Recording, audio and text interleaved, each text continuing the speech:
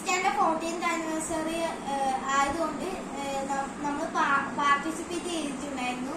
അപ്പൊ നമുക്കിന്ന് വൈകുന്നേരമാണ് കൊറിയർ വന്നത്. അപ്പൊ നമുക്ക് ഈസ്റ്ററിന്റെ ഇത് നമുക്ക് അൺബോക്സ് ചെയ്ത് നോക്കാം. ഇത് ബട്ടർഫ്ലൈന്റെ ഒമ്നി തവയാണ് 250 മില്ലിമീറ്റർ. നമുക്കൊന്ന് അൺബോക്സ് ചെയ്ത് നോക്കാം. അതൊക്കെ അൺബോക്സ് ചെയ്യാൻ ഭയങ്കര ഇഷ്ടമാണ്.